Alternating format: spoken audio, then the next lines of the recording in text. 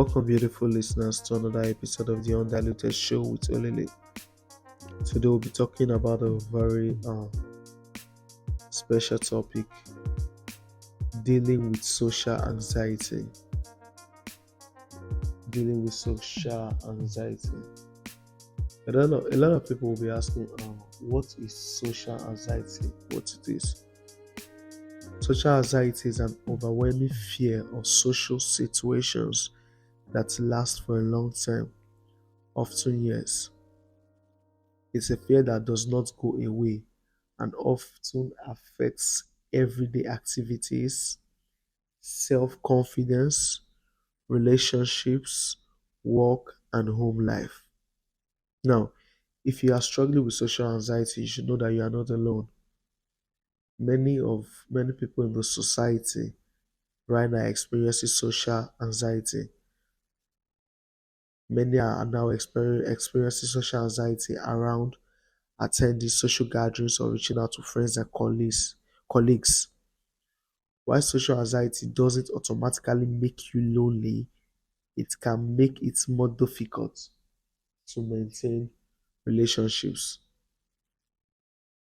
Uh, to help with this, I've put on stores that will help us, the symptoms and other things that will help us as we go through this topic.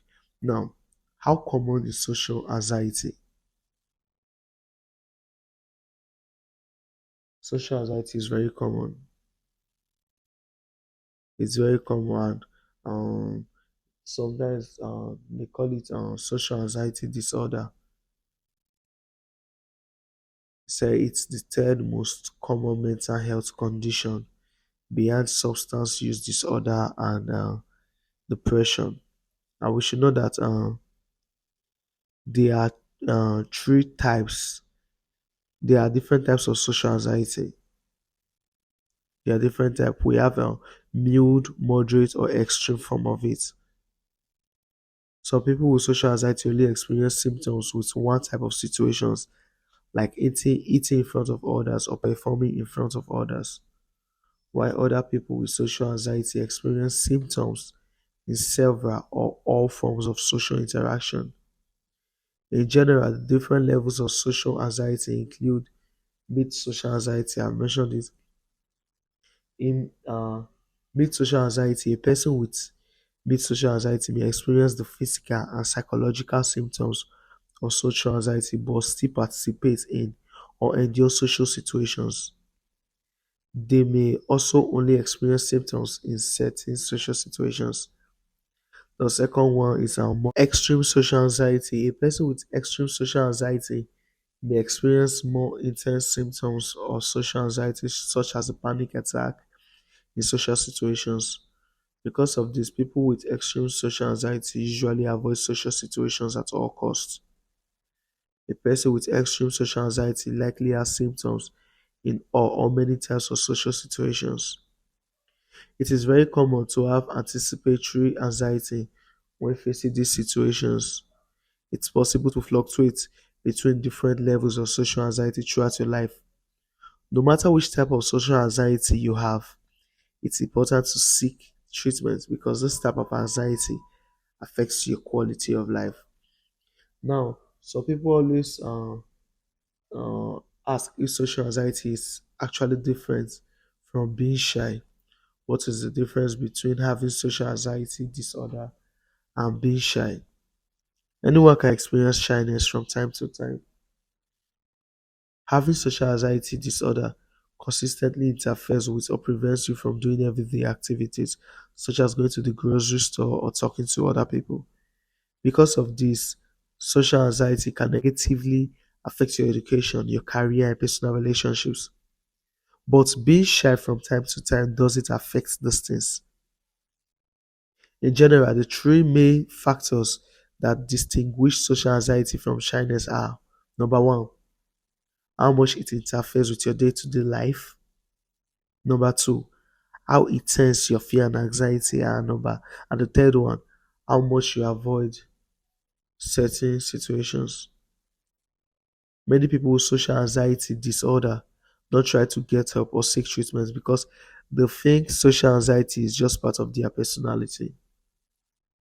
But it's important to reach out to your healthcare professional if you are experiencing ongoing and intense symptoms when in social situations. When the social situations.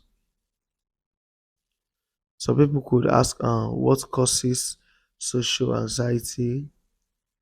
Researchers and healthcare professionals are still trying to figure out the cause of social anxiety disorder. It can run in families sometimes, it can run in families, but researchers aren't sure why some family members get it and others don't. Many parts of your brain are involved with fear and anxiety, so social anxiety disorder is a complex situation to study. Researchers are also looking into how stress and environmental factors could contribute to social anxiety. Now, what are the signs or symptoms of social anxiety? Um, you may so if I list some of them, you may check yourself if you're experiencing them or not. Number one, worry about everyday activities such as meeting strangers, starting conversations, speaking on the phone, working or shopping. Avoid or worry a lot about social activities such as group conversations, eating with company. Let me talk of those two first. People with social anxiety, they tend to worry about everyday activities such as meeting strangers. They find it hard to meet strangers. They find it hard to relate with strangers. They find it hard to start conversations, speaking on phones, working or shopping. They avoid a lot of social activities. They avoid group discussions. They avoid eating with company. They just want to be by themselves.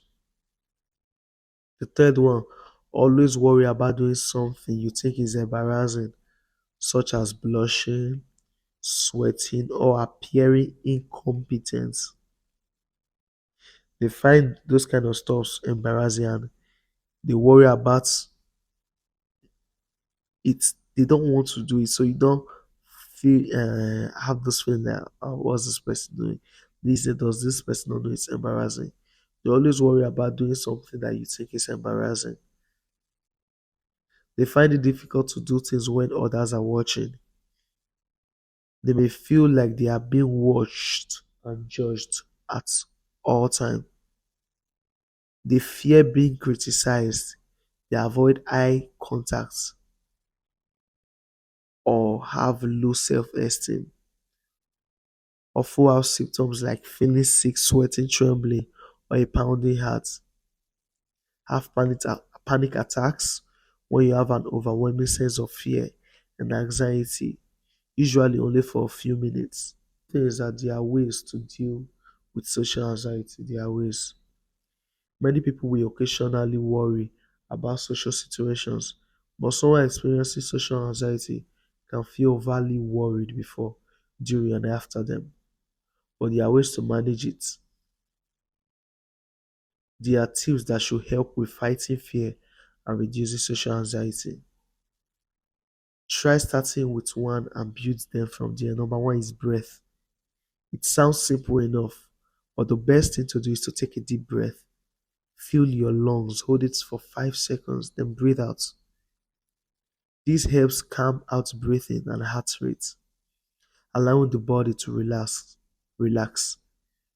You can check out after this listening to this podcast. You can check out for breathing tips for more information. Number two, try exercise. Exercise releases uh, endorphins in your body. So any physically challenging activity will help the body to feel better as well as make you feel mentally more positive. The good news is that getting fit and staying active doesn't have to involve shelling out for expensive classes or gym memberships. No, there are plenty of ways to get moving, and many of them won't cost you a penny at all. The third one, start small. Start small. Don't jump into big situations when it comes to managing social anxiety. It's best to start with little changes. You don't have to volunteer to lead a meeting or strike up a conversation with everyone you meet. Here are a few ideas you can actually try. At the supermarket, skip the self checkout and challenge yourself to make small talk with the cashier instead. If you can do that, you're already doing something great for yourself. Host a small gathering for close friends and family. Socializing in your own space can help you feel more comfortable. Go on a walk, smile, make eye contact with passerbys. Remember to celebrate your small wins and progress too. These are tips for starting small. Number four, prepare. Prepare. Planning ahead for social situations can make you nervous. Planning ahead for social situations that make you nervous can help you feel confident and prepared. You might feel the urge to avoid some situations because they make you anxious. Instead, try to prepare for what's to come. It's useful to practice visualization, which is a popular relaxation technique that involves using your imagination to experience a desired feeling such as peacefulness, confidence, or motivation. This can help you to feel more positively about your upcoming plans.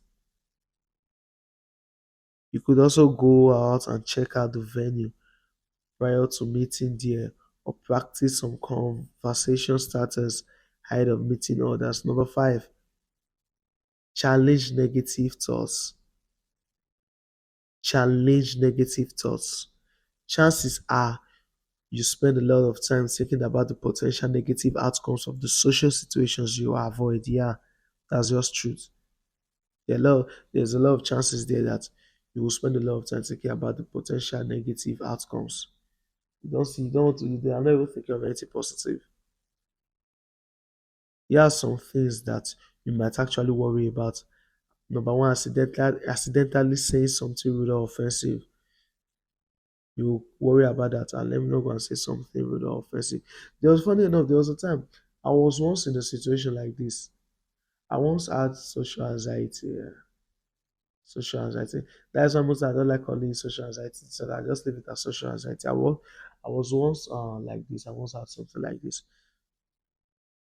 And looking at the symptoms, now talking about the symptoms, actually remember a lot of it. Uh, Most times, the people that have those things, they will say they don't know they have it. They will just call themselves introverts. They call themselves introverts, but okay, let's continue. You also worry about calling someone by the wrong name, tripping or spilling something on yourself, laughing, sneezing, or coughing at the wrong time, getting sick in front of other people. These things do happen on occasions, and they certainly can cause some short term discomfort. It can feel frightening to imagine yourself in a similarly awkward situation, but try to keep things in perspective and be honest. Let your friends, family, or colleagues know how you are feeling. This can help you take the pressure off. Number six, keep a journal. Try to understand more about your social anxiety by thinking about or writing down what goes through your mind and how you behave in certain social situations. It can help. Number seven, distract your mind.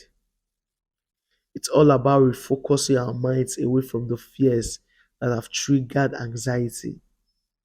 Try listening to your favorite music, being creative and drawing, or even playing a game on your phone. Turning into something else gives your mind a chance to rest. Just try and refocus your mind. Let your mind drift away from fears that uh, trigger your anxiety. Number eight, feeling lonely. Why social anxiety doesn't have to make you lonely? It often can. Social anxiety can make it hard to attend social gatherings, reaching out to peers, or maintain relationships. I said that before, which in turn can make us feel lonely. If you are feeling this way, You can also try out tips to tackle loneliness. You can try out tips to tackle loneliness. Number nine, take your time. Be patient with yourselves. With yourself, sorry. Be patient with yourself. It takes time and practice to tackle social anxiety. It takes time and practice. You don't have to face your biggest fears right away. No. Remember, if you need help with this or anything, people are there for you. The family, they are there for you. Just take your time, step by step, step by step, step by step. Now, some people ask, what are treatments for social anxiety? If you see that, okay, tried to, you've done a lot of stuff to deal with social anxiety and it's still not working. There are treatments. There are treatments. Self-help and trying out the tips can help reduce social anxiety. The tips I gave earlier, yes. You might find this a useful first step before trying other treatments. However, if you are struggling day to day, there are a number of treatments available for you to overcome and manage social anxiety. But the main options are CBT, cognitive behavioral therapy, is considered the best treatment for social anxiety. It's considered the best social treatment. You can read about it. You can read about it. There's a program on Silver Cloud.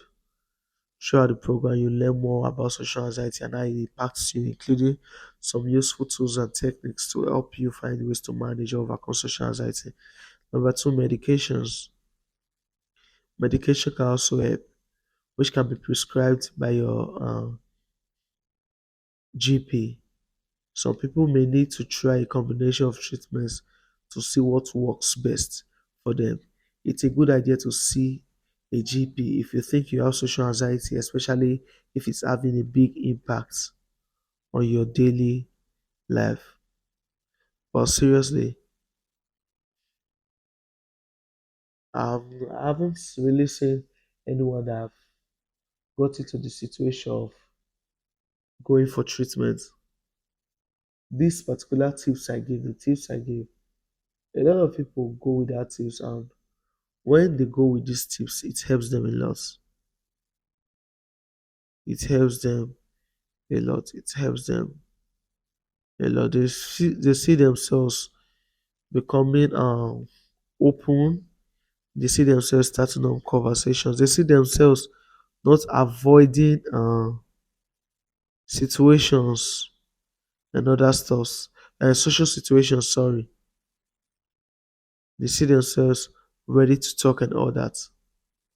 Um, and some people may ask, I talked about medications and other stuff. Some people may ask, are there side effects to medications used to treat social anxiety?